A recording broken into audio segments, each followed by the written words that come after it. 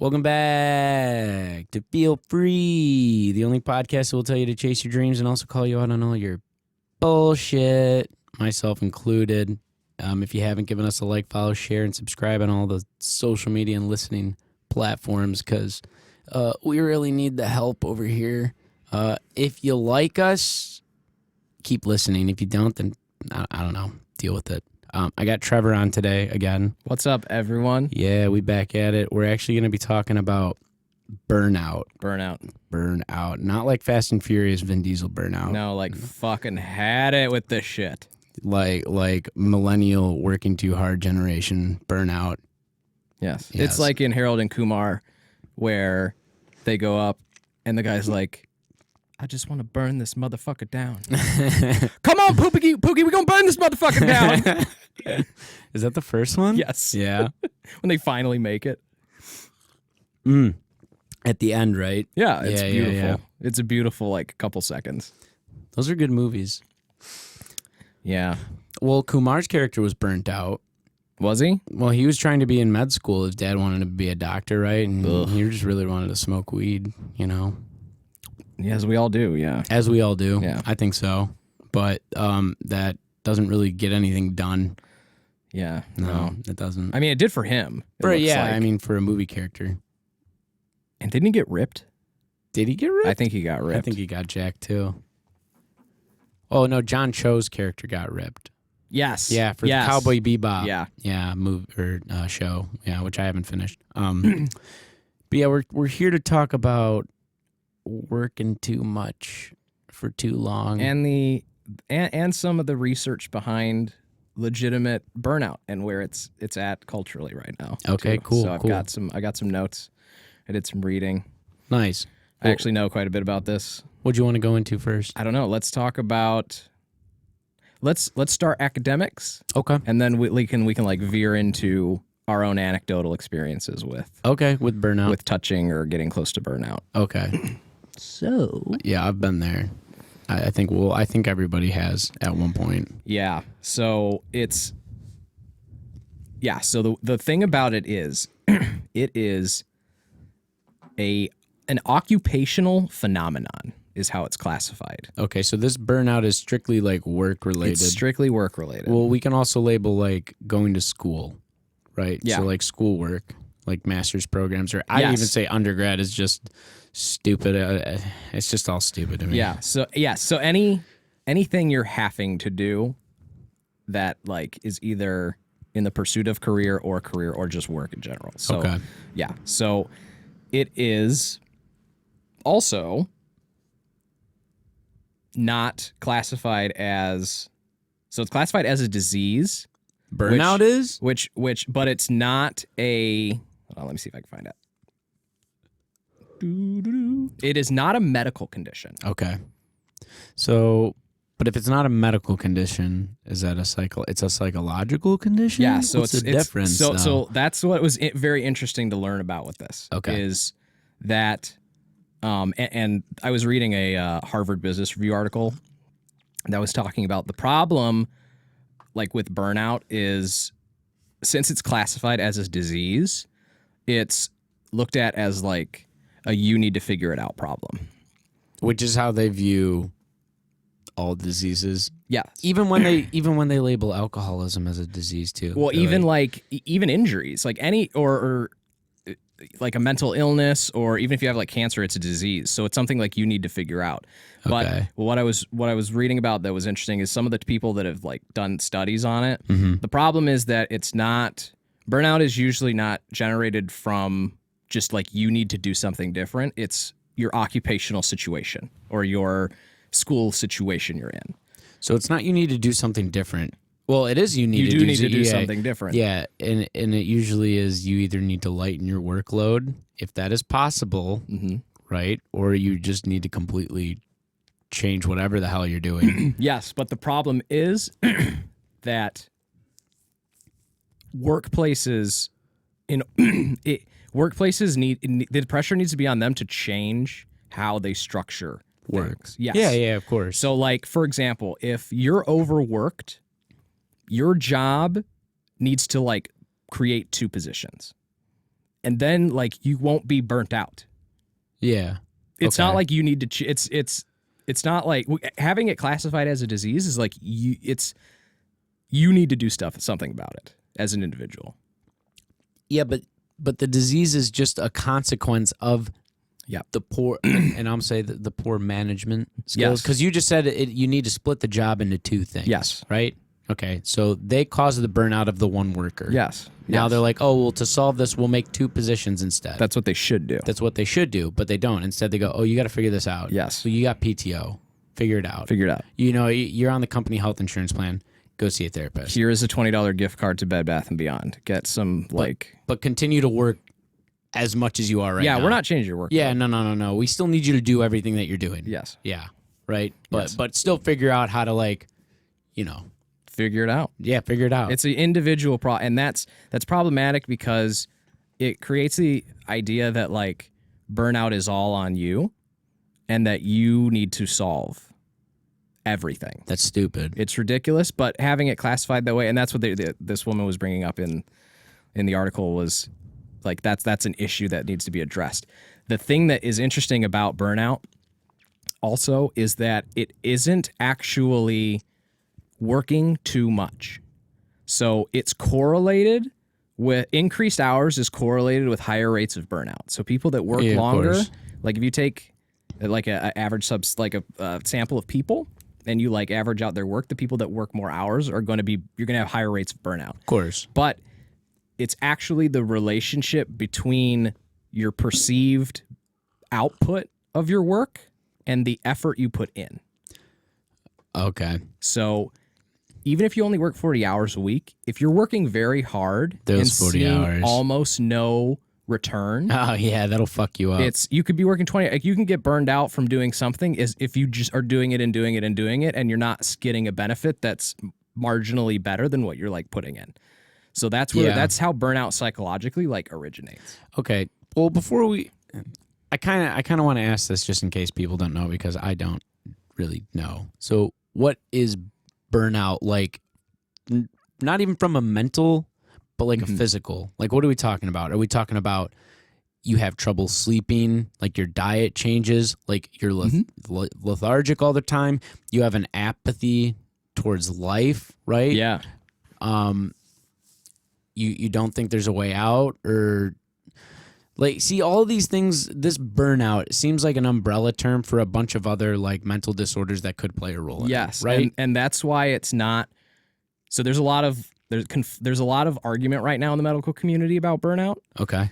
And so like the confusion about it is because there's no alignment on exactly how or what it is. Yeah. And that's why it's not like in the DSM-5 as like a mental illness or something. It's classified as a disease, but it's not classified as like a medical condition that like needs medication. Yeah, well, like an anxiety disorder that would develop because of burnout, that is a mental disorder. Yeah. But burnout itself is not currently classified that way. I think they do that because they don't know how to treat it. Yeah. Which is obviously an issue. Well, but because they don't know how to treat it, they're like, yeah, you got to figure it out. Well, and then that goes back to you're totally right. And then that circles back around though to like the cause of burnout a lot isn't really like the individual. So like if you have an anxiety disorder, so like I have an anxiety disorder, if you have that or like depression, like there are things you can do and like medications you can take. Like if you're burned out, you can treat the anxiety or you can treat depression, but the cause of the burnout is not like it's not the depression or the anxiety. Yeah, that's the result. That's the result of it. Yes. So realistically, you have to start treating the causes. Yes. I'm not going to say symptoms, right? Because a symptom is something that happens because you got sick. Yes. Now, what is the reason you got sick, right? Why are you sick? I can say, like you just said, it's mostly just people who work too much, right? Yeah. And then also they're not seeing any return on it, right? Yes. Now, I know why I get burned out. Okay. And that's because I work 2 jobs. Yes. Right? And it isn't all year round, right? Because the tuxedo business is slow as shit in the winter, right? Mm-hmm. So between the months of like, it's got to be at least April or May. So between May and November, I'm usually working like 45 to 50 hours a week. Yeah. Right. And that's fucked. Right. Yeah, no, that sucks. That's like half 40 the year. hours sucks. That's half the year though. Right. Yeah. That's how I look at it, and I'm at this point now where, I can't do it next year. Yeah. Right. And we do it because we burn ourselves out at this age. The millennial generation thinks they can do it. They're like, I'm still young, right? Yeah. Which is what I've been telling myself. Oh, like, yeah, that's, yeah. Dude, I can make a little bit more money right now. I can pay a little bit more Just off. just keep digging. Just keep digging Just because keep digging. like in your 30s, like you're really not going to be able to do this. Yeah, no, and I don't want to anymore. Yeah, exactly. Like, but actually I want to dive in a little bit deeper. Okay. So 45 to 50 hours when you're in the busy season, right? Yeah. Okay, so what is it about the work that's so exhausting? Okay. Because I'm sure if you were doing something else for 50 hours a week, you may not be burned out. But, no, yeah, but let's talk. Let's just like focus on that and let's like dig a layer deeper. So, what is it about a specific part that is so like when you're done with the day, you're like, fuck that. Yeah, like, fuck that. Yeah. Okay, I'll tell you. Mm-hmm. The second job that I work, the part-time one, it's manual labor. Yeah. Okay. Okay. Well, it's retail. But Tuesday and Wednesday, I'm usually doing manual labor stuff. I'm pressing at a boiler, like garments. There's steam everywhere. In the summer, it's hot as fuck, But between Tuesday and Wednesday, most people have standing desks, right? Yes. Okay. Well, at this I just place, ordered one. Yeah. it's so nice, right? And that's for your daily sitting job, right? Yeah. Well, Tuesday and Wednesday, I'm usually standing and moving around for like, it's got to be at least 10 to 12 hours total. Mm-hmm. Like at a standing desk, you're just standing, right? Maybe you walk to the printer or the fridge, right? Yeah. With this job, like you're doing a lot, right? Yeah. So a quarter of my work is manual labor, right? It's exhausting, okay? And then the other portion of the work I do is all tedious. It's a mixture between accounting and data entry, right? Okay, yeah. So it becomes pretty mundane, right? And there's only so much lo-fi you can play. Yeah, you're just not mentally stimulated during it. Yeah. Not. Yeah, And see, at first, it was different. At first, when I started doing the bookkeeping and stuff, I'm like, all right, this is new to me. This is a new challenge. Mm-hmm. I have to not just understand, like, income and expenses, but, like, now I'm understanding different business models, how different businesses run. So it's cool for me, right? Right. And there are a couple things that are a little new, but if I don't have a challenge in life, I get burned out by doing the mundane is the thing. So like you said, you're like, if you work a lot and you don't see any results, right? It just weighs on you, right? So if I feel like I've been doing the same shit for 6 months and not seeing any results, fucking burned out, right? Luckily, to combat my burnout, which isn't really combating it, like I've been working on the book, right? Oh, yeah. Which and developing coping skills? No, not at all. Absolutely not. No. If you've listened, anybody who's caught up right now, yeah, you can definitely tell that Lisa called me out on not having any fucking coping skills, and that was hilarious. She was sitting on the other side, like, "Yeah, you don't have any fucking coping skills." Yeah, you fucking don't. And I told my sister was on the week later, and she goes, "Yeah, I don't have any either." And I'm like, that was hilarious to hear. We just don't. I don't know. I'm literally like thinking as I'm like trying to replace like my cigar thing right now. I'm like, well, what do I do? Right? Do I go back to ice cream? Do I work more? Like I do not know. All right. I have a list of all of my like positive coping mechanisms, right? Yeah. Now actually doing them is the hard part, right? Yes. Now what is alarming is I just said like all this burnout happened, mundane tasks, right? Not seeing any results. And my dumbass is just like, well, I just got to work more. Yep. Right? Yeah. Because in my head, here's the thing. I'm like, if I work even harder on my book and my podcast, later on, I will be blessed with... It will become... I will not have to work as hard. Exactly. Yes. You know what I'm saying, right? So in this age group, we push ourselves because we know we can, right? Yeah. Now, the consequence... Or we don't know what else to do. We don't. Like what you just said. Yeah, like, I don't know. I'm going to go work. I have to go work, you know. It's either I work or I like I watch something or read something, you know. But like in your last podcast, you also said that you struggle with being able to just relax. I'm awful and at I it. also am terrible It's at terrible, dude. Like Yeah. so for relaxing, most people who don't have some sort of mental illness, right? And I don't like calling people like normal anymore. Like I don't know. Yeah, it's not. Humans are crazy, okay? Everyone's a little crazy in their own way. It's just some people have other things that are a little crazier than other people, right? So for people who have like any type of mental illness, I think we don't know how to relax, okay? It's just impossible. Most people can be like, oh yeah, I watch TV or I just scrolled on my phone for a little bit, and that's me winding down. That has to be the thing I've decided to do. To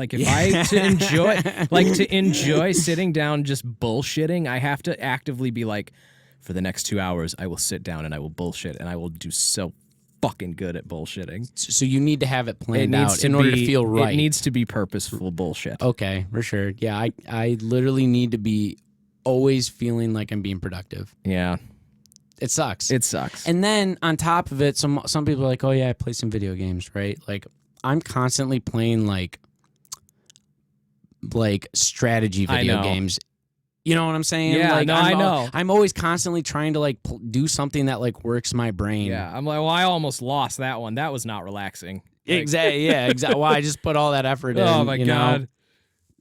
So now we're just we're basically like naming off things that fail and fall short, dealing with burnout. Yeah. Right? Yes. But now, is it more apparent in the millennial generation than it is with other generations? I think not. You don't think so? No, I think that our parents' generation became a lot better at sweeping it under the rug. Yeah, they did a terrible job of like dealing with their mental health. Yeah, and then also inadvertently they created the corporate and like work environment that is like facilitating burnout. For sure. They're directly responsible for like hire another fucking person. Right?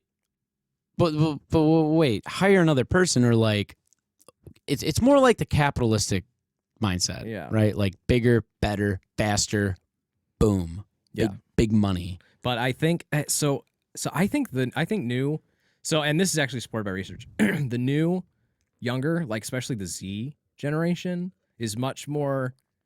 They will choose like life work balance is like higher in importance to them than like any other generation before. It's definitely because they see what has happened to our generation and the generations older than us too. Yeah, right. We had a kid that like quit by texting our director, and that was the end. No 2 weeks. He just was like, "Yeah, I'm done." Oh, wow. Gone. What a flex. I was like, "What a Chad." What a Chad. Everybody's like, "Can't believe he did this." I was like, "I am so proud of him." Like you can't, but people are like, "I can't believe he did this." You can believe. I was he like, did that. "I can believe it," and I'm so proud of him because I couldn't probably never work here again. But who cares? Yeah, for sure. Yeah. I couldn't do something like that though. No. Actually, I'm lying because I did, but I was like, doing a lot of drugs then. Yeah. So I mean, you burn the bridge if you do that. That's like the payoff. Yeah, I mean, it's what they're the cost. Whatever. It's not like those jobs were like important.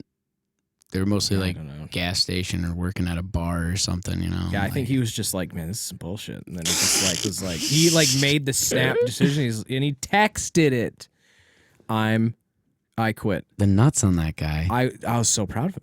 Wow. Our generation doesn't do that. We're like, we got to stick it out. Yeah, no, I mean, I'm too far along in my career now. I like have made a lot of connections. Like I have no interest in burn. I can wait 2 weeks for sure if I needed to leave. Yeah, and I mean, if you give a 2 weeks notice, they don't hate you for it. Yeah, right. They actually like kind of wish you luck. Of course, and even sad. 2 weeks is a courtesy. Like you really like company. This is an at-will state, so you can get fired for like no reason. I mean, okay, generally, but like, so people could just leave whenever they want to. The 2 weeks is a courtesy. Okay, it's a courtesy. It's a courtesy. It's not a law or like required. Okay, that's just like courtesy of human nature, right? It's just it's like you're trying to bridge the transition.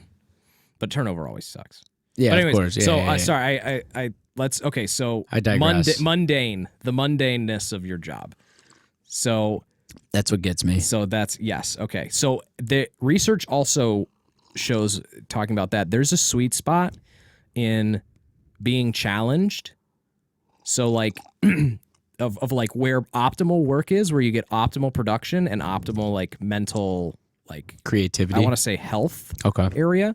And it's where work is challenging, but it's not too challenging to the point where it's overwhelmingly challenging. So it's just the right amount of challenging. It's like learning a little bit, but not to the point where you already know everything and you're just going through the motions. Because that's when you can reach like complacency and like too much in either direction. Of course. So the idea is to find like get people in jobs where they're in that sweet spot, and then you have like excellent people that love what they're doing, and you have you get the best work out of it. Of course, because they don't have like high expectations. The workers don't have expectations other than like they're there to work. Yeah. Right.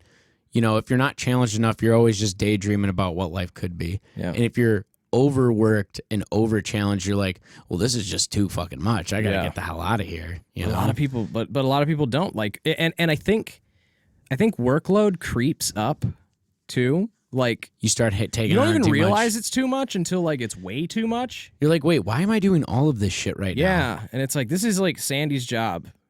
Like Why? I'm doing half of Sandy's job. Like What's she doing? Yeah. Why? What? Yeah. But there's actually 5 top so there's a Gallup poll done with like 7,500 applicants. Okay.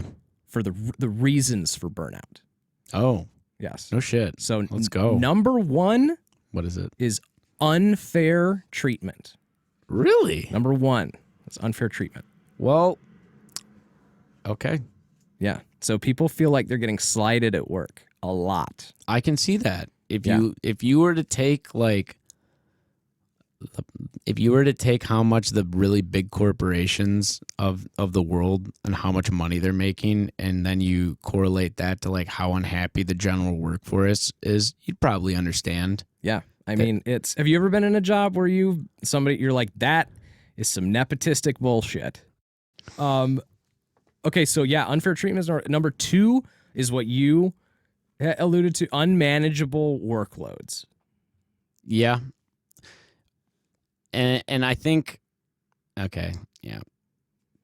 Now, I can't really say that about either of the jobs that I've had because in a sense, sometimes you take on a lot more than you can handle because you know you can. Yeah. It's almost like a flex. Yes. Right? Yeah. Like if I'm going to work like when I used to really like pound it out at the tuck shop, it's like I can work a 60, 70 hour work week. Mm-hmm. I can do that. They need me to do that. I feel like shit afterwards. Yes. But yeah. I consented to it. You did. Yeah. Right. So you stepped into it. Exactly. So, and that's all, but it is a reason for burnout. Yeah. I could say that, you know? Yeah. I mean, I see that at where I work. There's like there's unrealistic workloads, and I guess we're kind of jumping the gun here, getting into our anecdotal situations, but like what happens a lot that I've seen in my experience with corporate environment is a lot of times unmanageable workloads don't start as unmanageable workloads, and then over time become unmanageable. Yeah. And then when it's brought up that, hey, the workload is different now, people like, especially leadership is like, figure it out. You're not going to get another person. Like, what are you talking about? It's like, what the fuck? They're like, I worked in that department. Like, it's like, yeah, 15 years ago you worked in this totally department. different like, now. you know, what the fuck? Like, so you have to, not only do you have to try to do the work, you have to try to like win the argument of like that the work is like too much for one individual to actually accomplish. Which efficiently too. Just at all. Yeah, yeah. I mean, it's so you could even say properly. There's a lot of short. So it's not the loss in productivity and like accuracy of work because of like burnout situations or unmanageable workloads is extremely expensive.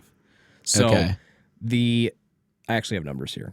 So the costs, the stress effects of the healthcare costs of mortality in the United States cost $190 billion. It's a lot. That's tied to burnout, and that equates to about 120,000 deaths that are tied to burnout a year. Like suicide? Just Or deaths and dying? deaths like cardiovascular issues, Wow. like all types of stuff. Like stress does a lot of shit that's not good for you. Yeah, of course. And then worldwide, the Yeah. productivity loss is estimated to be about $1 trillion due to burnout. That's fucked. Yeah, so it's very, very expensive. It's basically just a bad thing. Yes, it's a bad thing for everyone. So it's like unmanageable workloads are. It's hard for everybody because management doesn't want to make a decision to like add unnecessary headcount. Well, they can't because of a budget. Mm-hmm. That's and the there main may be thing. budgetary restrictions. Yeah, it's absolute. It's gonna be that. I could tell you right. It's not even just like, oh, I got to get the okay from the higher ups. Like when they're saying that, we're like, we need to know if we can pay them. Yeah. Because even to like hire somebody to take another job at like a setting like this, it's like you're looking at, and even if we're talking like strictly like corporate stuff, Yep. like you're looking at, and with benefits, you're like $50,000 to $80,000 minimum. Yeah. minimum. So when you're asking like, hey, we need someone on that job, like, oh, we gotta find $80,000 in the budget, Yeah. right? Before they can even say yes like that. That's why they always just do, oh, you gotta figure it out. Yeah. And private companies have to like it has to go even further to get approved for headcounts. Oh yeah, for sure. So like we will go if finances are like kind of shuffling around, we might go have a hiring. So a lot of companies do like hiring freezes, where there's a period where you're like not allowed to hire or request new headcount or anything like that. Yeah. So it's rampant problem solving with like hardly enough resources all the time. Well, I mean, it's you say rampant problem solving. It's basically just like an absolute. Yeah. To like, yeah. Now figure it out. But unmanageable workload. It's hard for everybody. Of course. And so number 3. So this is actually my number 1. What is it? This is my number 1. Lack of role clarity. Oh, okay. So you just don't know if you should be taking on more work or not. just what the fuck am I supposed to be doing? So do you find things to fill your time then? So I will when we get deep into the analytical or the anecdotal, I'll go into my thing with this. But this is like, so this is probably more to do in like corporate, like large corporate settings. But there are jobs where it is like not clear like what you're supposed to be doing. Okay. And there's no way to gauge if you're doing a good job or not doing a good job. Well, it's because everybody just doesn't know what they're doing in general. Yeah, in general. Yeah. Yeah. But what I have experienced Okay. is that a lot of people have no idea what they're doing, but they don't realize they have no idea what they're doing. What the fuck? So they come in and they work and they do things a certain way or in a direction, and they just are like completely blissfully unaware that like they are doing it wrong or that they don't even need to be doing it at all. So like there's this blissful, so there's a lot of that, but in lack of role clarity, so I've experienced this, it sucks because you're not exactly sure where to allocate your time. I think it's stressful to not have a goal in mind. Yeah. Right? Yeah. Or like, so like you're, when you're working with clients, right? Yeah. And you're doing their books, it's like clear what you're like trying to do. Until there's a problem like what you're talking about. Yeah. Which is when they start asking me to do things that are outside of my role. Yes. So now I've been in a role where that asks to do stuff outside of the role. Yeah. Like the role isn't even defined. Yeah. Yeah. And you don't even know whether to like argue with it or go with it. Well, it's come back to bite me in the ass a couple times, actually, because it's like, well, and even from a different standpoint for me, because it's like, okay, for you, you're in a corporate setting. Yeah. You're hired under this company, right? You have people that you answer to and whatnot. For me, it's a client based like relationship, right?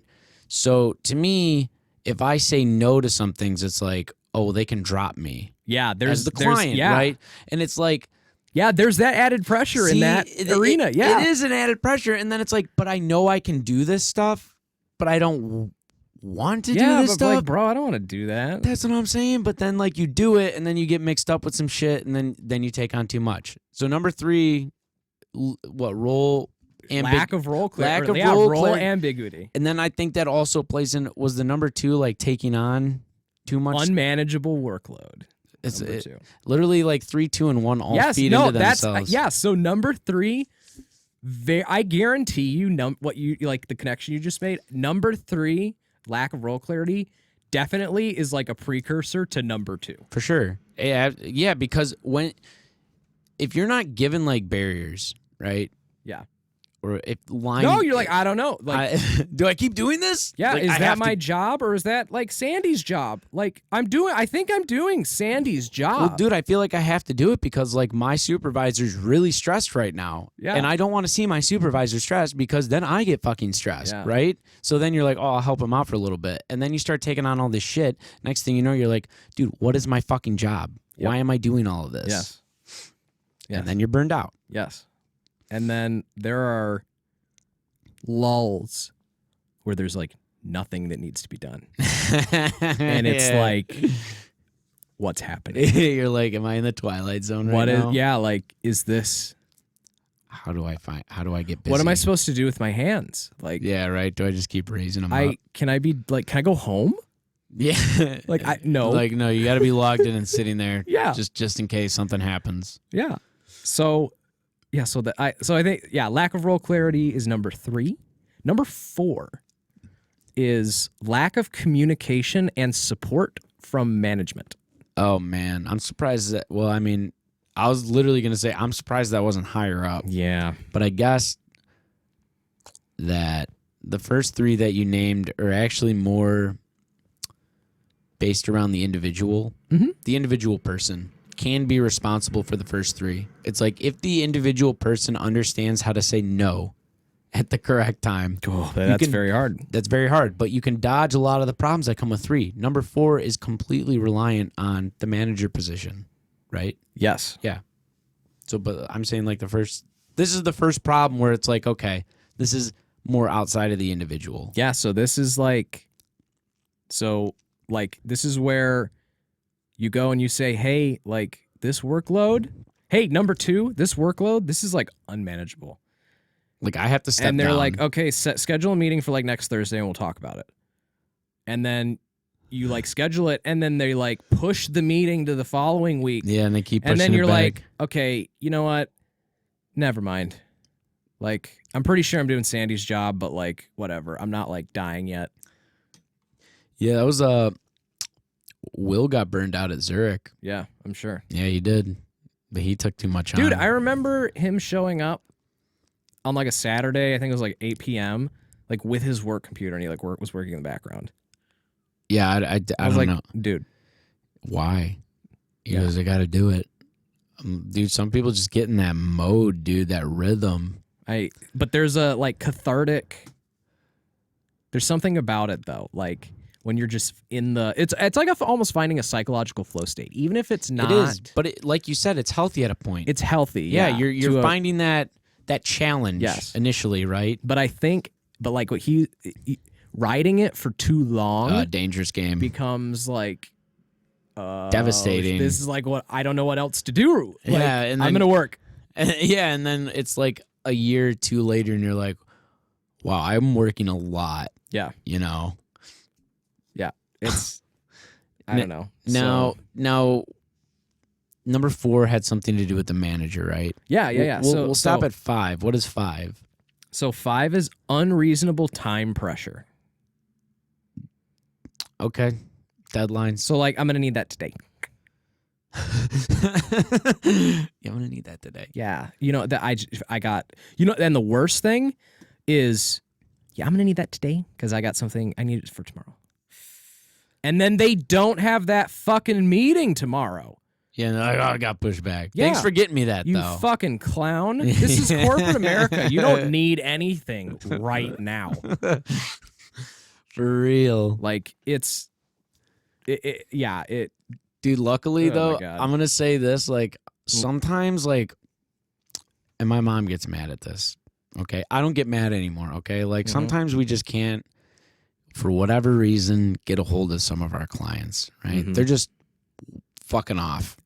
Yeah, Right? they're at the Ritz-Carlton doing cocaine. Exactly. Yeah. For months at a time, Yep. okay? And then, like, out of nowhere, they drop all of their shit on us, right? And they're like, yeah, you can turn this over in, like, 3 days. And we're like, No. absolutely not. But do you take it on? Yeah, but we don't do it in 3 days. Okay, yeah, yeah. no, we take on the work. Yeah. But they're like, yeah, can you turn this over in like 3 days? And I'm like, you're literally going to drop an entire year's worth of financials on my desk and be like, yeah, 3 days? Like, no, not doing it. Yeah. Or sometimes, this is the kicker too, they're blowing us up all week for something. Yeah. Right? And we tell them the things that we need in order to get them the reports they need. And they just haven't, right? Yeah. And then suddenly they get it on like a Saturday, blow us up on the emails, and they go, and it's Saturday. They're like, yeah, I need that. I'm like, absolutely fucking not. Like, I'm not even checking. I'm not. Like, unless you like title an email and you're like one of my clients and you're like, emergency, like the IRS has just come and like taken everything out of my house or something, right? Then I'll come. Then I'll come through for you. Yeah. But if you're just gonna be a dick for like 9 to 12 months, and then ask me to jump through hoops like that, Nah, I'm bro. sorry. I don't do that.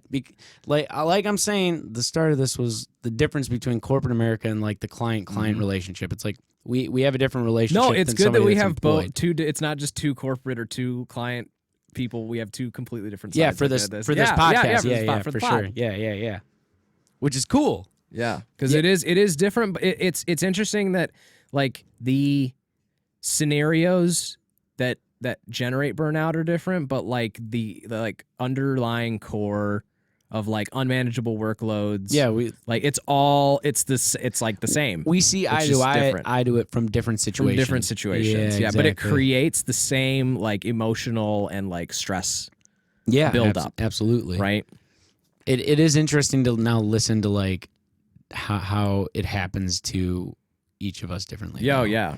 Because like I just said, like I don't really have a problem with like timestamps on things. Mm-hmm. Like I don't get that a lot. Yeah. To be honest, but most of the time, like if you're like up to date on all your just like bookkeeping, right? Like shit's pretty easy to get reports, right? And because I'm not like actually hired on somebody's fucking payroll, like if they're just gonna be a fucking asshole to me, like I'm just You'll get it on Monday. it's like, dude, just like exert as much power as you can. but that's what we do, you know? And like, well, yeah, now you're getting it on Monday. like I don't know what to tell you. Like people love us, obviously. We do our job correctly. Yeah. We wouldn't have 45 fucking clients. No, that love yeah, it, you know? yeah. If we didn't, but like sometimes like a couple of them like overstep, they like try and puff out their chest a little bit. I'm like, I'm not doing it, dude. Yeah. No. That's good. You have to. You have to. Because if I'm going to get burned out from like the first 3 or 4 things that you just listed, I'm definitely going to draw a line on the 5th one. Yeah, now you're getting it on Tuesday.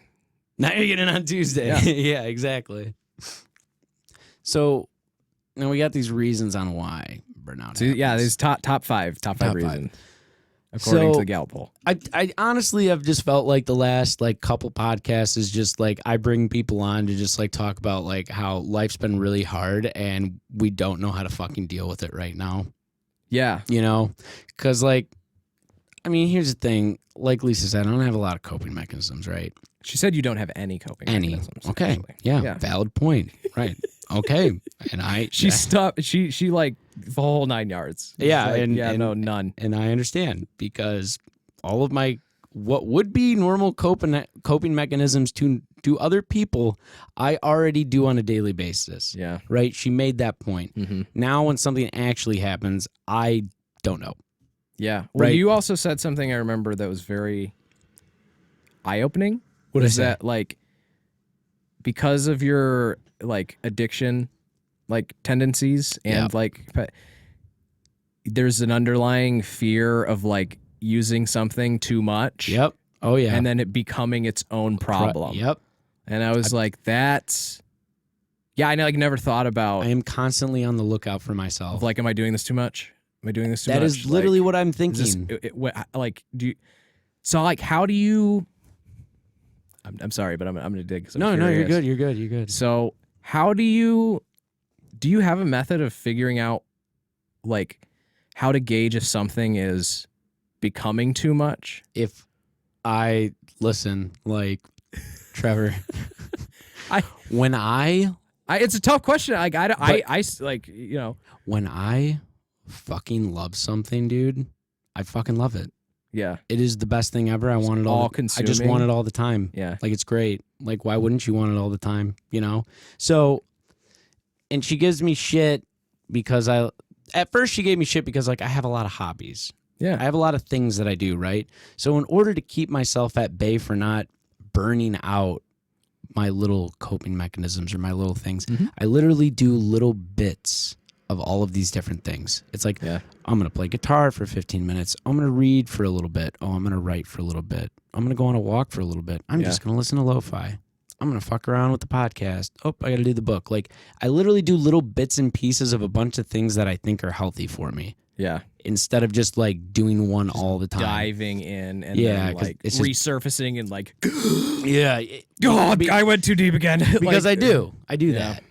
Like I do that with the video games sometimes, but because I got rid of League of Legends, like I don't really have an issue with that anymore. Yeah. Right?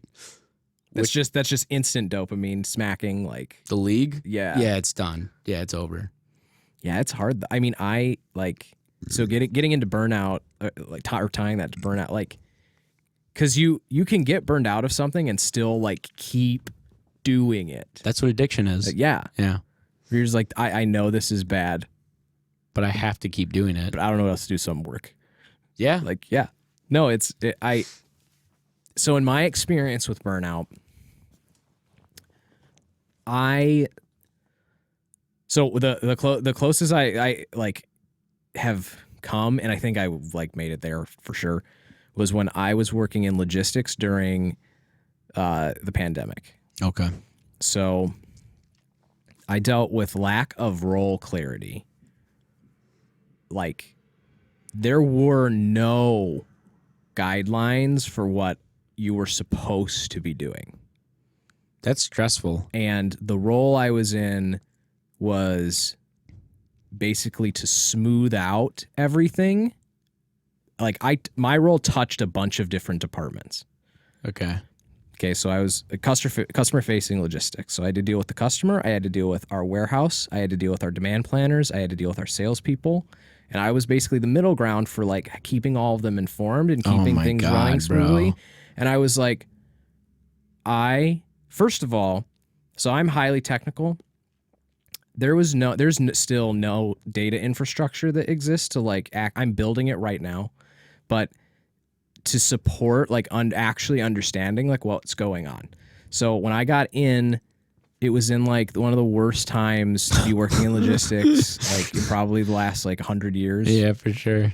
And well, probably last like 50, but like, and it was people needed stuff all over the place. And it was like, yeah, that thing you want, like nothing exists to report that. Like, am I supposed to like now build that? On top of that? Like, On what am top I? of dealing Yeah, with I thought everyone? and like they had me do it. Like my training for the role started with calling for missed pickups in the warehouse, which is not our job. No. But that's like the first thing I started like trained doing was doing that. And then it's like snowballed into this, like I did like got to a point where I literally like would wake up in the morning and just like didn't even want to turn the computer on. I don't blame you. And I would be in meetings and I'd just be like, just all I wanted to do was get off of the fucking meeting. Or like scream. Or yeah, what I really wanted to do was just like smash my like laptop and just huck it out the window and then get in my car and then run it over with my car. Well, it's company laptop. It's not yours, so you can do that, But right? it's just like it was eye-opening to the. Now, how did you get out of this? I got a new fucking role. There you go. I was like, I'm leaving. What happened was a role ended up opening. I was like, I told somebody that's like one of my mentors that I was like, yeah, I'm like fucking done with this. Because I wanted to get into like the data science area and do like data engineering, which I already done a bunch of projects for and like about my other roles. I basically was doing like data analyst and like data science stuff in other roles. Yeah. But yeah, I was like, I told them, I was like, I'm not doing, like, I'm done. Like after I was like, after the summer's over, I'm going to start looking for a job somewhere else. And so I think where like got back. And so they like opened up this role to do like automate processes and analytics. And I was like, sweet. And then I got in and I was like, so are we not going to like talk about the salary? Yeah, right. And they were like, oh, like, I thought that you're just going to stay at the same salary. I was like, oh, no. Oh, what the fuck? No way. No. It was extremely stressful. And I was like, I was so burned out, but I like had to push the envelope with it because I knew because then going back to the relationship between your work output and your effort that goes in. Yeah. If I would have accepted it at that salary that I was already at, no way. It wouldn't even have been I wouldn't have been able to like stay in the role because I would be so disinterested because I knew I was getting shafted like monetarily. Yeah, you would have just left anyway. Yeah, I wouldn't have lasted very long. I would have been like a couple fuck months. The shit, I'm leaving. Yeah, out again. So I fought that fight. I won that fight. That's big though. Kind of. And then I argued more for more. And similar thing happened where I was like, I am going to quit if I don't get paid more. And then they paid me more. And so I'm in a good spot now. But during the logistics period, it was like completely unclear what I was supposed to be doing. And like I would work really hard at something and have no idea if what I was working hard at was correct, was what I was even supposed to be doing. So like there's working really, really, really hard and then seeing how little your output is. And then there's like working really, really, really hard and having no idea what your output is. Yeah. Do you think that's even more stressful to see? I think it's more stressful than only because seeing you don't a have bit. a gauge. It's like, because all you have is, and this is, what's interesting is since I moved out of that role, two of the people that are in those roles, but like for different customers, have came and asked me the same question of, what am I like supposed to be doing? That's fine. Both of them from unprompted, like completely different customer accounts, like both asked me that exact same thing at like separate times. That's fucked. Yeah, I mean but the problem is if management just figured out what these roles are supposed to be doing, and then you know what field to operate in. See, you can gauge how well if you're doing a good job. I think that management doesn't want to do that, and I'll tell you why. Because so let me hear what you think, and I'll tell you what I think. So if they do this, Trevor, if they actually say you're supposed to be doing this, what if they realize that it doesn't actually take 40 hours a week to do what they just said?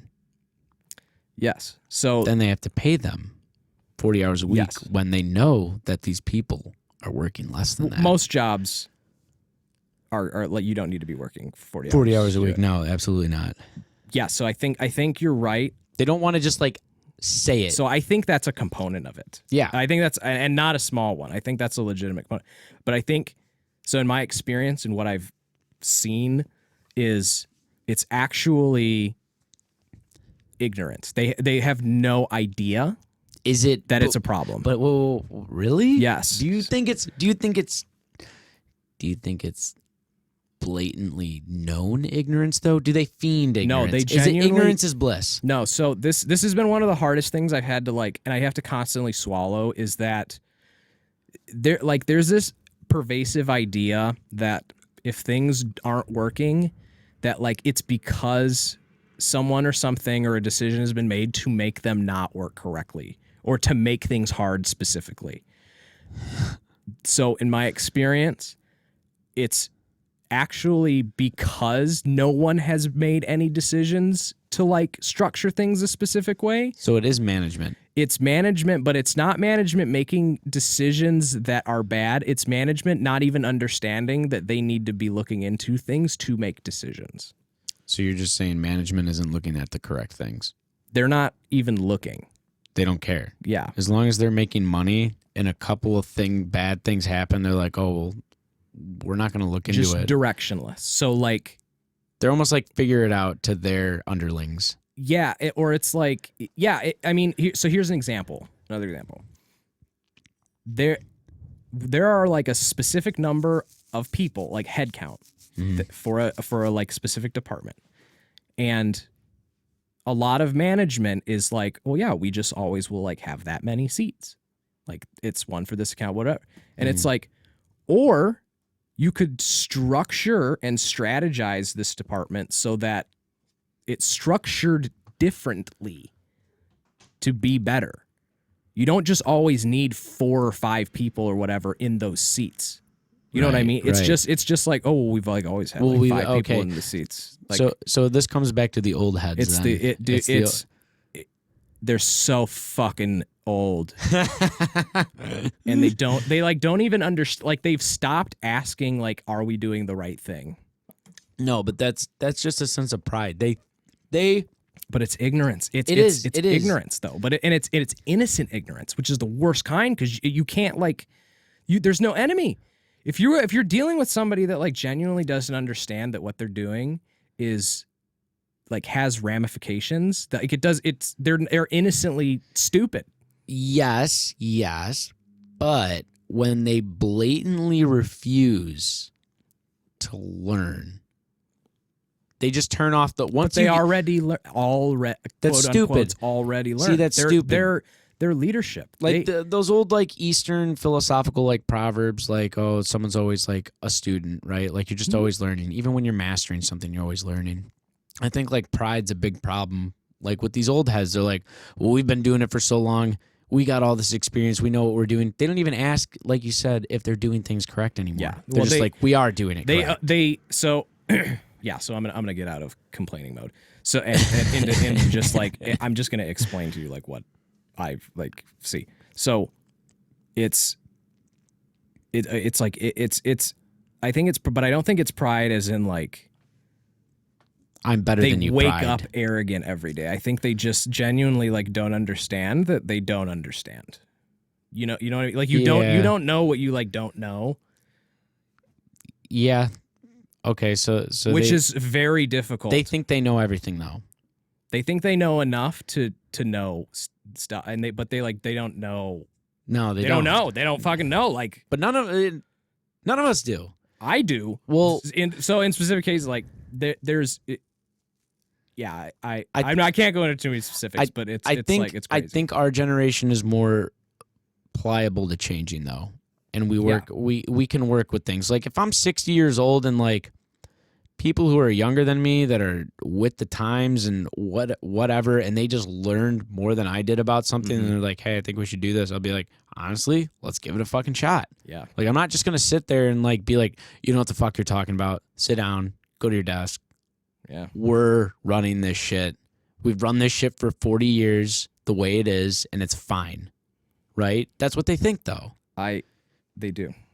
It's so, stupid. and so, like, I think in some examples, they're very vehement. There are people they're very vehemently like, no, we will do this its way.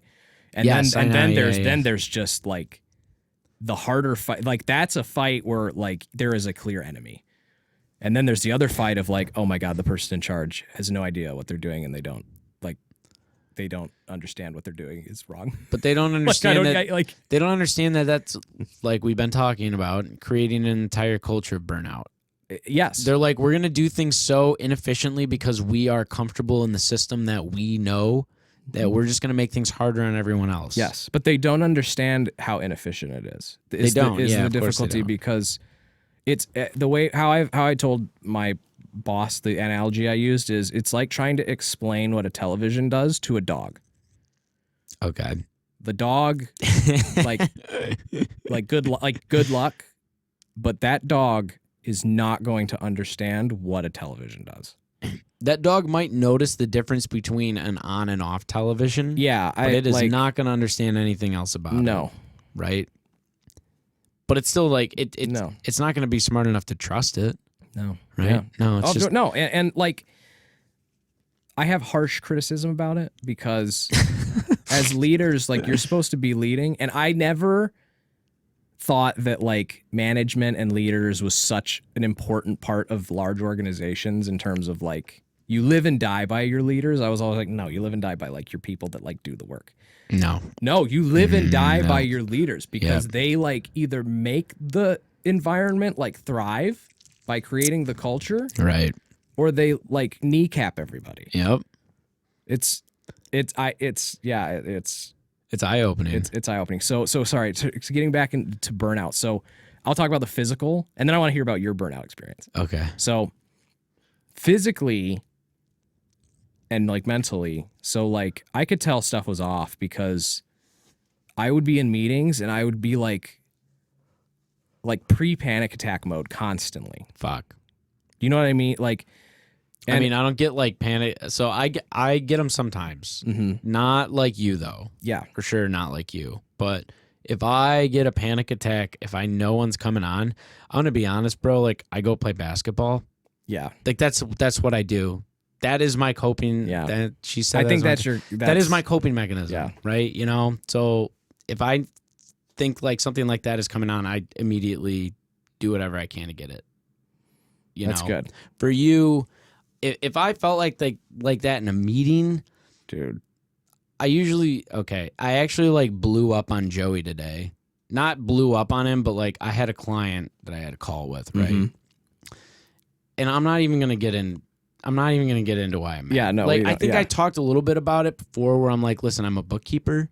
We work with QuickBooks. Okay, I do not want to learn your third-party softwares. Yeah, I don't. It has nothing to do with accounting, and it's a lot. You're literally going to just pay me more to deal with it, right? Yep. So that already pisses me off, right? So I actually vented to Joey a little bit about it, and he gets it too, right? Obviously. So I shoot the shit with him, and this is literally like 20 minutes before my Zoom call. Yeah. So like my blood is already up. Is boiling, right? Yeah. But on the Zoom call, completely different animal. Super presentable. Like, absolutely. Hey, let's you just like button it up. Yeah. Let's figure this out, you know? And then afterwards, I get in the car to go to the other part-time job, and I'm like, wow, fuck. Motherfucker. I can't believe I just had to fucking do that. Son of a bitch. Yeah.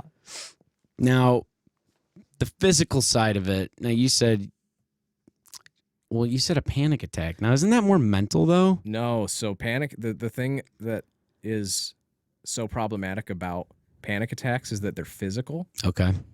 So if personally, and there's different stages of like, so I got like officially diagnosed with generalized anxiety disorder and panic disorder. So I just like run on high anxiety all the time. That's just like my default setting. It's fucked. But you know, you live with it. Jesus loves me, this I know. Before he gave me Lexapro. Like, so you know, what the fuck? We're figuring it out. But there's like so like my experience, I'd be in meetings, and like one of my like a big sign that like I'm getting way too worked up is I'll start to not be able to understand or like comprehend like hearing what people are saying. Is that because the thoughts in your head are so loud? It's because of that. And because what a panic attack actually is your body's like slipping into fight or flight. Yep. And what happens when it does that is it starts to shut down like cognitive things that aren't like critical to survival. So like interpreting speech and like thinking critically, that starts to like shut down. Okay. As you like as you start. Is this to like just an increase in adrenal gland production? Yeah, so that's one thing. Yeah, so there's a bunch of things that happen. You get like flushed with adrenaline. You get like your digestive system slows down. There's a bunch of stuff. That's why like people that have a lot of anxiety usually like also probably have like digestive issues sometimes. Yeah, of course. But yeah, I'd be in meetings and like all of a sudden I just would like not be comprehending what people were saying. Yeah, and you're just like, oh my God, fuck. You just missed like 10 minutes of that meeting pretty much. You just gotta like hold out and like that's fucked. Make it through. And then like there were there were days where like I just had to nap in the middle of the day because I was just so like. Is this when you're at the office? No, this is like even at home, like on Zoom, and which like Zoom, we don't use Zoom, we use Teams, but those calls are like exhausting. Yeah, I can imagine. Well, I mean, I only do like hour-long Zoom calls, okay? But like, do you guys do longer? Obviously, I mean, there are some days I have meetings literally all day.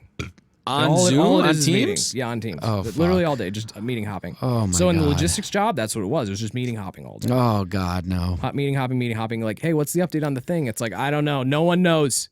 But like, you can't say that. You have to button it up and be like, well, yeah, so we're still looking into that currently. We followed up. This is the second time we're actually escalating this. Oh my Keith, God. or whoever, can you please like note down? We need to have a follow up meeting about this schedule thing. All right, let's put something on the really calendar. What I want to say is like, no one knows what's going on ever. Neither do you. Why are we having this meeting? Why is it every day? Like. You know, but you can't say that. You got to button up. But the problem is everybody's doing that. So there's no, like, there's no like voice of reason. No. Everybody's just like, yeah. And my update is the thing. And like, meanwhile, you're like messaging your coworkers on the side. Like, can you believe this fucking bullshit? Like, I mean, it is. It's like, it's just, I don't know. It's funny, but it's sick. And so I dealt with that a lot. And I started like having weird things with sleeping. Like I was waking up like way earlier than I normally would. Oh, that's I weird. just wake up at like 5 o'clock in the morning for like no reason. Okay. Yeah. So and I thought I was like losing my mind for a while. I remember like cause like, so like, you know, like the like depression feeling. Yes. How it can like kind of like it starts to dip and it's like, oh, fuck. You know when it's. So there were a couple of those dips where I was like, no. Like, you see, did you hear my podcast with Kath? Yeah. So you heard the part where it's like, yeah, I know some people that like sulk in it. Yeah. So like you're like going, you see that part of the roller coaster going down, right? Like, nope. And you're like, no, yeah. right? We are canceling everything and we are just chilling. Yeah. For me, I'm like, all right, here we go. God, do you put on emo music and then just like ride the tiger? Bro, I have to. Oh, like, no, you gotta like. I have to get into it. No, I can't. See, I've done, now here's my thing about it. I've done a very good job through my sobriety at staying very level-headed. Yeah. Right? Got my emotions. Which is incredible. Got my thoughts in control. Like, did it all, right? Now, like something happened like 2 months ago. Like my cat passing away, okay? Like I haven't dealt with something like this before, right? So I don't think I've felt like that kind of sadness, right? Yeah. And over the course of like my 3.5 years of sobriety, it's like, yeah, you know, sometimes you get sad at the beginning where it's like, oh, I don't get to party like everyone. Yeah. Right? So you get sad at those moments. You're like, oh, am I really that different? But as you like actually gain your footing in sobriety, you're like, oh, well, I'm very unique. Yeah. Right? I love myself for this. Like, I'm just such an extreme human being. Yeah. Right? That I don't need that stuff. Yeah. But you do have to like find your identity again. Like, you did. Yeah. Yes, exactly. And in that identity of like this positivity, I'm like, I have to learn to love myself. Right. Mm-hmm. Now, when I get these dips, right? Yeah. These roller coasters, I used to go into them because I was an addict. Yeah. Right. I'm like, I'm going to feel the pits of this. Right. Because I'm a piece of shit. Yeah. Now I'm like, I have to get into this because I'm an artist. I'm like, and cultivate it. I have to write about this. Because if I go so far down into this depression, what if I write something down there and bring it out to someone who is going through that shit? Yeah. And I give it to them. Yeah. And like, fuck, dude, that's badass. That's like, yeah. That's why when I looked at, I mean, it sucks that like you have to go down there, be there. Yeah, at of all. course. Yeah, of course. You know, but I can't look at it like that. Yeah. So also, in terms of the burnout, like we started saying at the start of this, like I know that I'm capable of working through these hours. Yes. As millennials, we basically, and I'll even say this, like my parents and their generation, like fucking, we've said it before, they fucking work, right? It's not the healthiest thing, but they fucking work. It's very right? identity-oriented work. It is, yeah. It is their identity. Like I don't think my mom will ever like fully retire. I can't imagine her not Yeah, working. like what? That is her identity. My Yeah. mom. Yeah, she's going to be doing something. Now, for me, it'd be like, I know that by overworking myself in these years will be worth something. It's almost like heading down that roller coaster. It's like, yeah I know I'm going to burn myself out right now. But honestly, if I just keep working as hard as I fucking can, like, I know I'm going to be able to, like, help somebody out there. Yeah. You know, It's a noble. That's where noble overwork. That's where I'm at. Like in your, so the whole thing we talked about this burnout is like from a work standpoint. This is occupational. It's like, I'm going to be honest, there is no noble, unless you're working some nonprofit, like I'm getting clothes and food to people who need it across the world, and I'm going to overwork myself for that. I'm like, that's a noble fucking cause. But if you're working a corporate America job just to help some fat fucking bastard line his pocket with money, it's like, there's no noble cause for you overworking yourself. Yeah. I'm sorry. I mean, unless, now I'm going to do another thing. If you're overworking yourself to like pay for a terminally ill, like family members, like, Noble overwork, noble overwork. Yeah. Like, you're working like that. You're like, oh, I'm getting bonuses. Like, family members are sick. I'm paying for their shit, right? So we don't know why people overwork themselves, right? But we have generalized this entire podcast of just saying, like, burnout is fucking bad. Yes, burnout. That is true, right? Now, burnout for not a noble cause is probably the worst out of all of it. Yeah, right. And I think most burnout is still bad. Is not for noble cause. Okay, I think most burnout. I agree with that too. I think most burnout. I think most burnout is like not even. It's completely accidental and not conscious of it. Yeah, you're not. It's unconscious from your side realizing you're stepping into a scenario where there's potential burnout, and from the people that facilitate environments that create the burnout for the individual. The individuals don't know they're in that situation. Usually not. That's like what we said earlier. Like, you step in, you don't even. It's too late. Like you don't realize how overwhelming everything is until you're like, but oh my God. You were smart enough to step out of that situation though. Yeah, but I was in it for over a year. Too long. Yeah. Right? Yeah, but you learned from that. Now here's the thing. Some people you did. Some people are in it for 30 to 40 years. Yeah, it becomes their normal. Some people have that burnout. They are burned out for their whole life. And we haven't even talked about like the actual coping mechanisms of burnout. Yes. Okay. So here, What do you got? So here there are, before we get into the coping mechanisms. Okay. There's three basic stages of burnout. Okay. The first one is like just exhaustion. Yeah. And this is like official, like officially recognized burnout.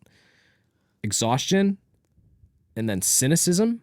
Fuck, bro. And then reduced professional efficacy. Oh God. So it goes from just being like exhausted, which is like, that seems to be the thing that people notice and they associate with burnout is the exhaustion. Yeah, absolutely. But after that is actually the cynicism. Fuck, bro. Which is like just like disdain for everything. Oh my God. And then after that, there's like disengagement, and they're just Completely. complete like just not even like trying, not working at, like, it's just, that is like those other stages that aren't exhaustion are also burnout. Yeah. Like, that's like the problem, and staying in that like disengagement is like where depression, anxiety, and all of that, like, yeah, well, those just aren't like good things to have in a daily cycle of a human life. No, not at all. It's fucked up. But yes, I mean, coping with it.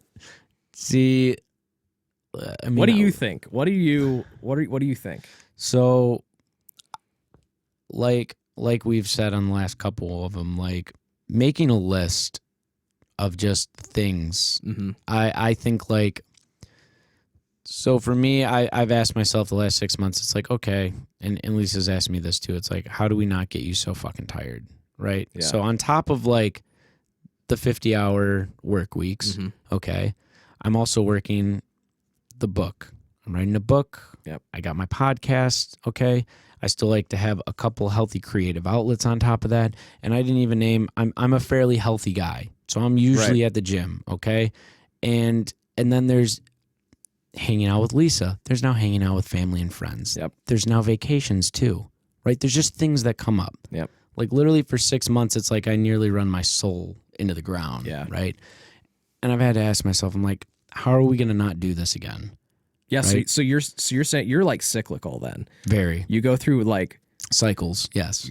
we're like, oh God, it started. And then it like alleviates and you come up for Yes. like air again. Yes. And then it's like, you got to go back in. I got to go back in. Now, I always learn something in these circles, right? Okay. Lisa actually says I'm obsessed with triangles and the number 3. I very much am, right? Very much am, okay? Circles too. And I've just had to ask, I'm like, I probably won't work that second job next year. Smart. And I've told my dad that too. And I've told my cousin that too. I'm just like, listen, if you guys want me to do like a tux run on a Wednesday, Do that. I'll do that. But like, I can't be putting any more time into this, you know? Yeah. Because now I'm looking at it like I can either take those 6 to 8 hours that I would be working there and I could throw that at my book or my podcast. Yeah. Because like you said at the start of this, you're like, okay, so it's the type of work that It's the type of it's work. the type. If I was literally just writing and maybe doing public speaking and podcasting 40 to 50 hours a week, like I don't even know if I'd get burned out from that, dude. Yeah. I literally think like I would just like thoroughly enjoy that shit. Right? Yeah. You know? Yeah. So now I look at it like, okay, putting more energy into things I enjoy, that is actually going to lessen the effects of burnout. In my From the other thing. from the other Yeah. thing. So from like things that I actually like come home and get excited about. Because I'll be honest, like when I was obviously I've been hurt for a little bit. When I'm playing basketball all week, I don't think that anything can touch me. Yeah. Yeah, no, everything just melts away. It is doesn't like exist. I can Yeah. literally just deal with anything. I'm like, I'm just gonna ball like really fucking hard, and Yeah. anything that comes at me in life, I'm like, I totally got this. Yeah. That's how I view it, you know. But this is also like a problem. It's like, okay, you get hurt. Now I'm like, I mean, oh, yeah, there goes the walker, you know. that's what I'm Like- saying. like- I'm like, oh fuck, now everything can hurt me. yeah. Bullshit. Oh, that's how I've been with this knee. So like exercising is like also a coping mechanism for me. Yeah. And having this injury has made me realize like I don't want to just lift all the time. Like No. after a long day, like lifting is like not what I want to do. No, It's a tough. lot easier to just go run for 20 minutes than it is to like fucking lift Yeah, or to like bike, you know. But or to bike. yeah, But the point I'm saying is like this has been a very like okay, I can't like get exhausted and then run it off. no, you can't. Because like I like extremes a little bit, and like Yeah, I'll like dig in and work real hard and get like spun, and then I'll be like, and then I would just like run it off, yeah. and then get back to baseline and be like, now we're good. Okay, I can't get spun now because I can't run it off. You can't. No, So because you have too much energy. I at have that too point. much energy. I need to not get wound up, and that's really hard for me. It's tough though. Yeah. I mean, when you're living at, I mean, like I said, like people with mental illness though, like almost have like, there are some that are extremely dangerous for the safety of people, but in another way, like I feel like some of them are like superpowers. Some It's parts like of it. you literally have like so much vigor for life that you're like literally anxious about it. I mean, yeah, You know what I'm I'm saying? way too excited all the time. Exactly, but that's a double-edged sword, you It know. is. It Now is. it's just, now with this burnout, like you said, oh, you got a panic attack coming on, right? Mhm. And that's physical and mental. Yep. For me, I usually get anxious about like just the sheer magnitude of all the things like I think I need to do, Mm-hmm. right? Yeah. So I'm like I said, I've named off like so Yeah. many. Like I got the book, I got the podcast, I got to put video on the podcast.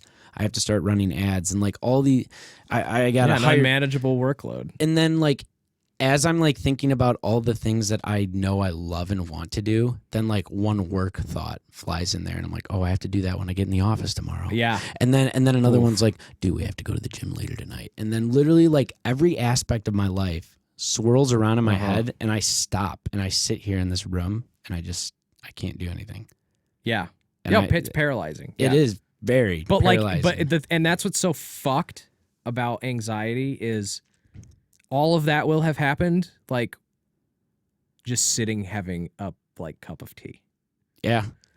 It's just That and like nothing's happening. You're literally just sitting there this with is like fine. a half drunk thing of tea. It's like the meme of the dog sitting in the house with the fire around it. Yeah, that's what it feels like. Yeah.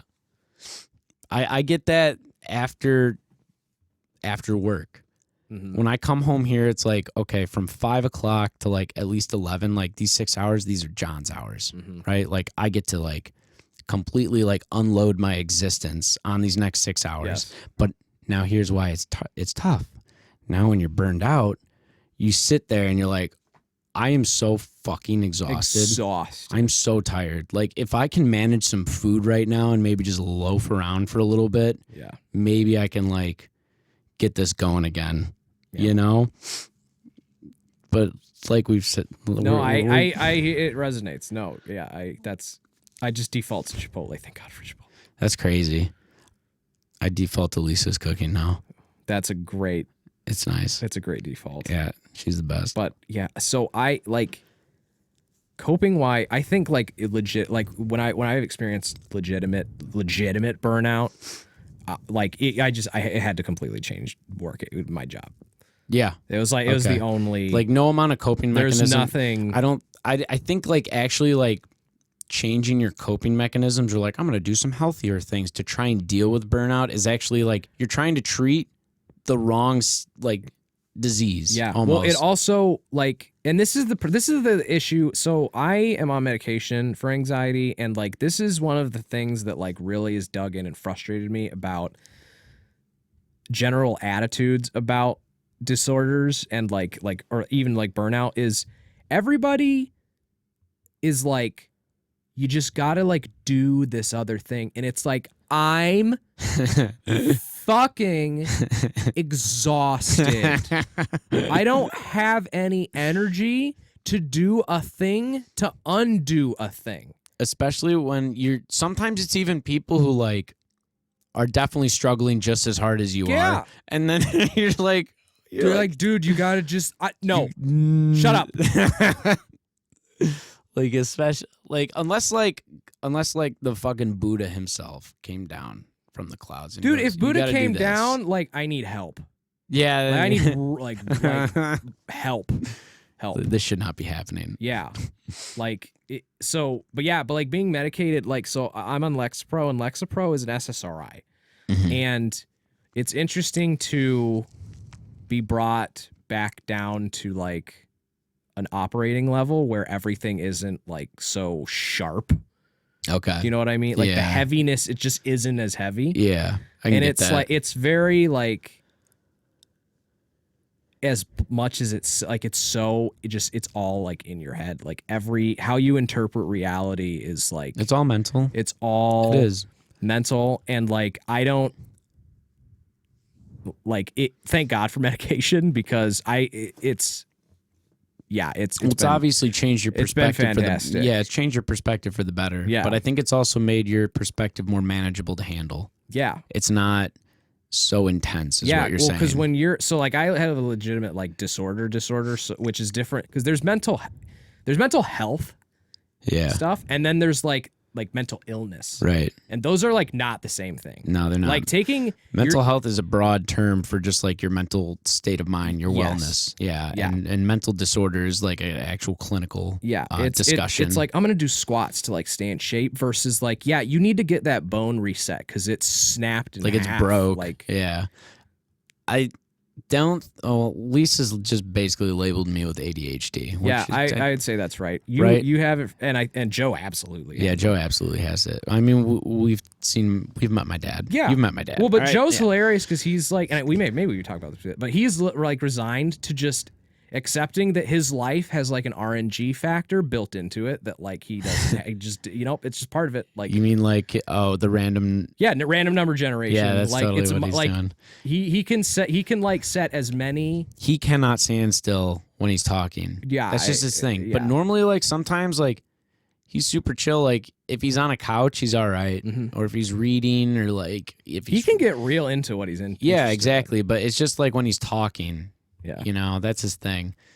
I mean, I love it though. I wouldn't change anything about him. Of course not. Yeah. I mean, you've seen like just the different derivatives of Eddie, between me, my brother, and my sister, right? Yeah.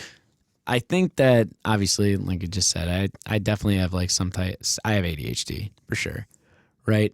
I don't think that I've talked to Lisa about it. They didn't label me with it growing up because it wasn't like an issue. Right. Okay, I was the class clown from kindergarten to senior year of high school, right? Like, but I was also like a straight A student. So like, oh, what's wrong with him? Well, he's fucking skating by unintelligence. Exactly, you know. But like honestly, like in my mind, I'm like the kid counting ceiling tiles every fucking class. Yeah. You know, I'm like, what am I even paying attention to right now? The other thing that I can definitely say I had, like, you know, not like clinical depression because that's like not major depressive disorder. Yeah, not major depression. Definitely like some depression. I had been seeing a therapist since 16. Yeah. Right? So definitely like some depression. I've never really dealt with anxiety other than when I was smoking like copious amounts of weed. Yeah. Like, definitely like get too high. I don't want to go in public. And I'm like, oh, it's social anxiety. Like, no, you just smoke too much weed. No, you're just like really high. fucking high right now. Yeah. And I think that what really fucked me up was that intense form of psychosis I had between the ages of 19 and 20. Yeah. That was a really weird, odd time. It was, but it still affects me to this day. Yeah. For sure. So do you think you have any sort of like PTSD from it? Absolutely. Yeah. Absolutely. Do you talk to your therapist about that? Yeah, for sure. Yeah. I mean, but it's not like dangerous animore. No, like, I've actually just like done he's like, you've done like so much like self-work and development, and like he every time like I see him now, like he's actually just like more shocked. He goes, I don't think you like understand what it's like to be like your age and to like have like your amount of awareness you have about things. He goes, like, that's actually crazy. Like most people who have like the level of awareness you have are like crazy, like in insane asylums, right? So like whatever happened when I was like 19 could have like easily destroyed me. Yeah. Right. But I like had to take that energy and like turn it into something, right? Yeah. Which is also like why the burnout doesn't affect me as much anymore. It's like if I went through what I did at the age of 19, it's like I can definitely like pound out some of this work right now. Yeah, you know? No, for sure. I mean, it's and like for you getting those SSRIs, getting to that level-headedness is like almost your tranquility right now. Yeah, I mean, I'm still like on my way there. I wouldn't say I've necessarily found it. It's definitely a lot better than it has been before. Yeah, though. it's much better than it was. Right. The thing that's hard now is, or that's going to be, is so this. I now like I am susceptible to anxiety disorders. Of course. Now, so like I can't and shouldn't push myself, like and test limits. You don't need to, because I do not want to be back. Like no there again, and it's like having to manage that. It's a good and a bad thing, in a sense that I like now know like as soon as there's even like close to burnout, I'm like I'm stepping away. Yeah, you step off. Like no, because I know where that goes, and there's not going there again. See, my body actually starts to shut down. Yeah. So for the month of September, I have been sleeping a lot. Yeah. And I don't normally sleep this much, dude. So I've been sleeping a lot. You know, I can just tell you, like, ever since like January to the start of September, I've just been working like an absolute dog and everything, you know, and my body goes through this thing like right when the leaves start changing. It's almost like hibernation for me. Not even the winter, but I can tell you like September and October come around and like my body needs to rest. Yeah. It's like you're exhausted. Yeah. And because of this ADHD or whatever type of energy I have, like I never like admit to being like tired. Like, no, I will fight. It's like a child who like doesn't want to go to bed. And they're like, no, I stay and watch the movie. And it's like, I'm a big kid. Yeah, they don't last 5 minutes. No. And then my body just shuts down on me. Ugh. So in order to stop this from happening next year, I've just decided to lighten my workload a little bit. I think that's good. I think everybody can do that. Now, if you are crazy enough to like keep it going, just understand, like once you get into your 30s, there's no reason to do that.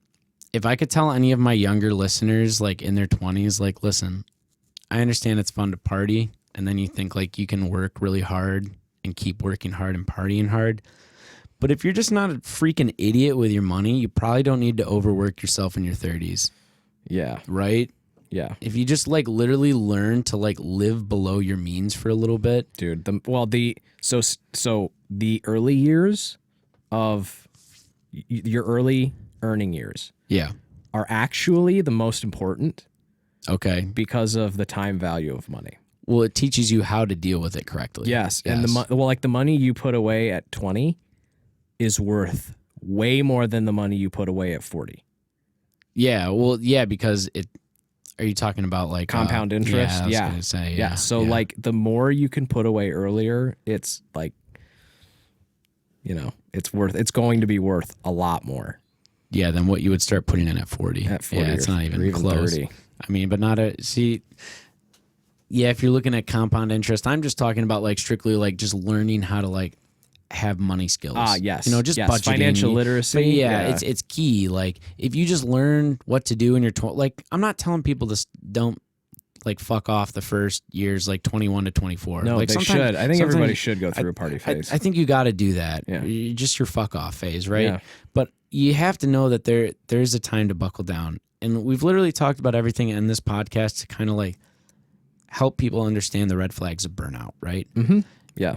There are things that you can proactively do in your free time to get yourself ready to not burn out. Yes. And then to also set yourself up to not having to work as hard in your later years so you don't burn out. Yeah. Like and just be aware of what you might be stepping into. Right. Because I'll be honest, like we live in a very fast-paced world.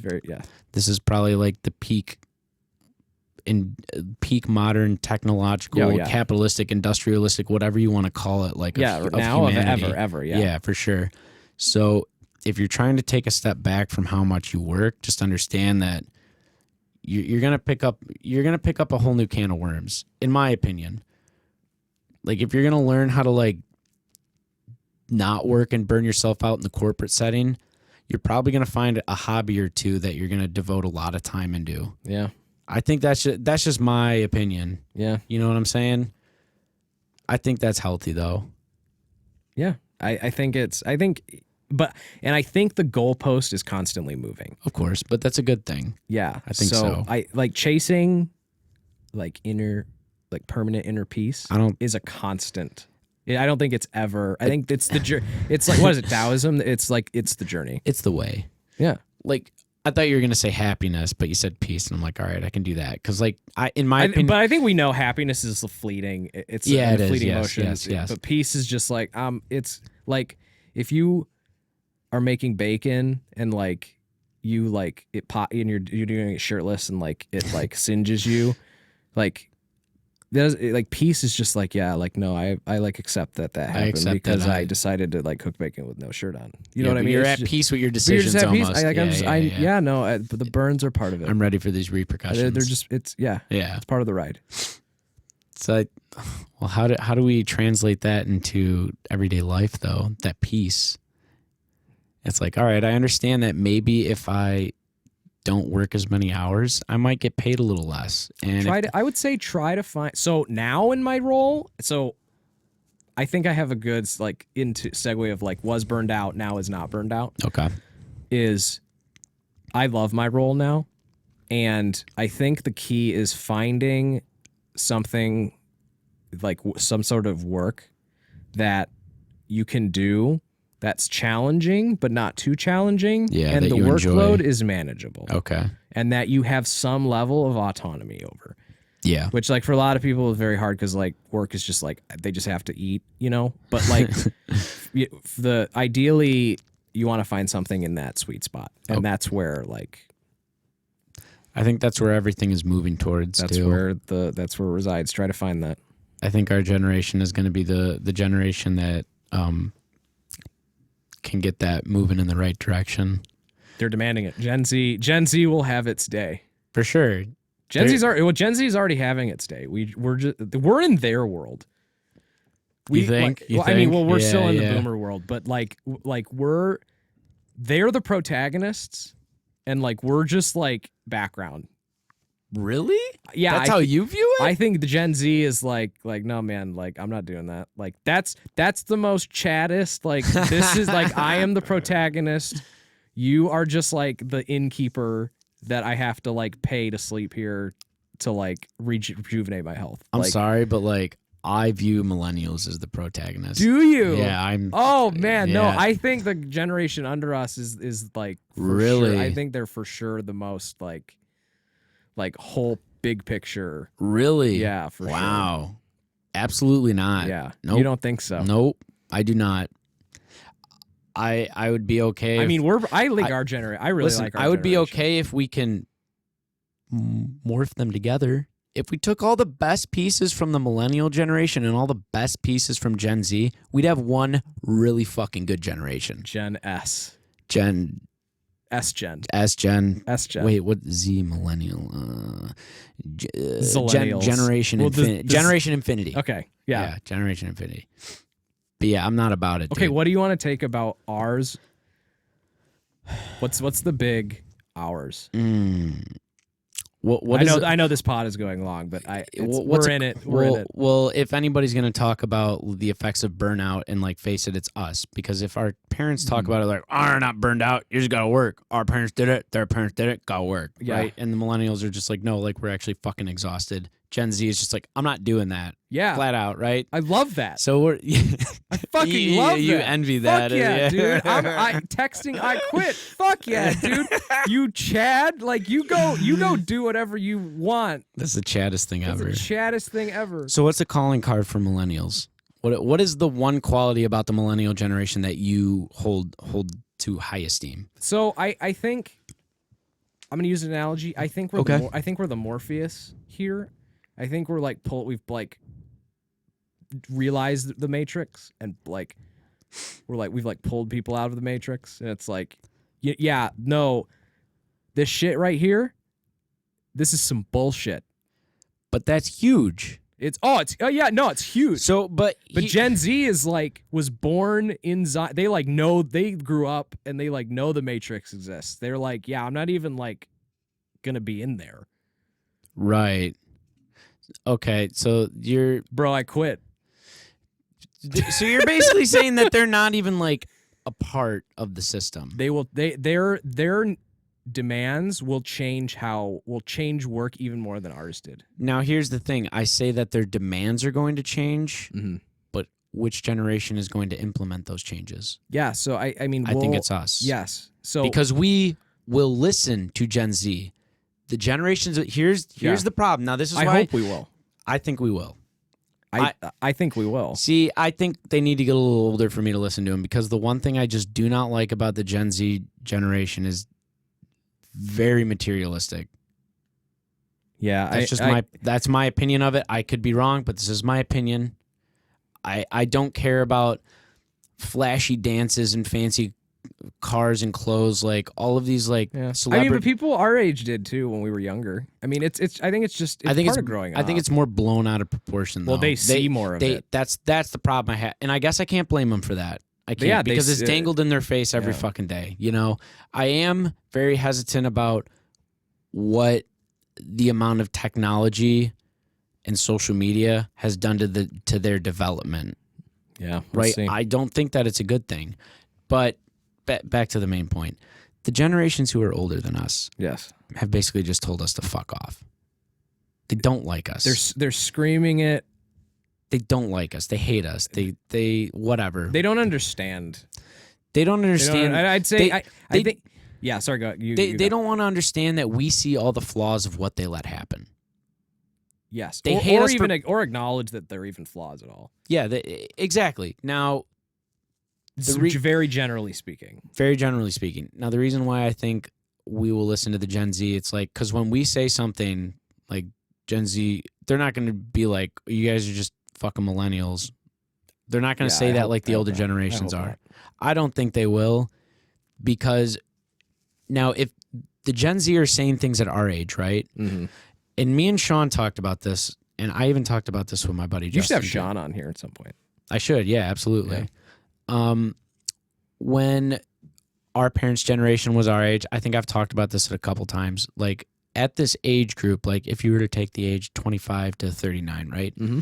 That age group of a country should own like 30% of the wealth in the country, whether that's assets or houses, liquidated cash, whatever the case is, right? Like that's a big portion, right? Our generation is right now so far from that mark. Yeah, and right? we make up the vast majority of the workforce right now. So in 20 to 30 years, our generation, now it'll take a little longer than others, we're going to own a large portion of what I just named and stated, right? The Gen Zers are going to be fighting for changes to be happening, and we're going to be okay with it. I hope so. For the most part. I hope so. I hope so too. It's optimism at this point. Yeah, we need to, maybe we should treat this like a time capsule. In 20 years, we need to listen to this podcast again. I'm fine with that. And I hope we don't look back and go, no, fuck them kids, bro. Fuck them. No. Dude, fuck them damn kids. Like, no. They were so wrong. They've TikToked their way to the White House. Like, they're making laws that I don't think we're going to be. No. I mean, in 10 years, I'm going to be in the Oval Office, so. Yeah, good luck. I ain't playing. You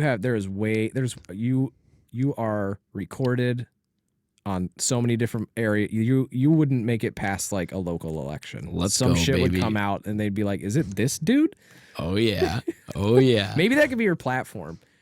You'd be like, I am transparent as fuck. You are gonna find videos I don't even remember. I'll be like, bring it on, dude. Send it, dude. I'd vote. I have a lot of people saying they'd vote for me. I'd vote for you. Cool, I appreciate it. I'd vote for you. See, but I'm not like, what are they going to bring up? They're like, oh, here's this clip of him saying, fuck them old people. And I'll be standing on the podium and I'll be like, yeah. With a sign. Fuck them old people. It'll be in the big, like a big banner in the back. We'll have a plane fly with like a banner. Fuck them old people and them kids. Fuck them kids. Fuck them kids. That was Michael Jordan who said that, though. He didn't actually say that, but. What is that originally from? So, okay, I'll tell you this story before we... Yeah, well, we'll have to close out here. So, Michael Jordan had a camp, right, for kids. Oh, I know what you're... Yep. Okay, yes. And one of the people who was running the camp, Michael was there, and he announced on the speakers, he goes, yeah, if Mike doesn't hit these 10 shots in a row, everybody in here gets a pair of Jordans, right? Hits all 10 of those shots. Fuck them kids. And then some a meme for that. Fuck That's them what kids. it's from. It rings true though. Yeah. So I think we've covered burnout. We have pretty well. Yeah. If you liked the podcast, I hope you did. Drop us some comments. Maybe give us some things to talk about. If you liked it, maybe, I don't know, take some notes on it. Don't get burned out there, honestly. You can live a way better life if you realize that your job isn't the only thing that keeps you living. And if you hate your job, it might be time to find a new job. Yeah, fucking quit. Because you have only so much control over your job. For real. Next thing you know, it's 30 years later and you're like, I should have quit 30 years ago. Don't let that be you. Yeah. Make changes. Don't be like Steve. Don't be Steve. Don't get burned out. Maybe you can peel out, like Vin Diesel, though, and Fast and Furious. Yeah, don't burn out, peel out. Peel out. Don't burn out, peel out. Yeah. Wow. We got to put that You on could shirts. run for office. I know, Trevor. That's what I've been saying, dude. I got catchphrases out the ass, dog. I'm there, bro. You could just have bruh as Bruh a banner. in the back. Yeah. The bruh. What about the bruh party? Sure. Yeah. I think so. I'm not going to side with anybody else but the bruh party. Bruh. Yeah, vote for bruh. All right, everyone. Have a wonderful night. Yep. Y'all have a good one. Peace out.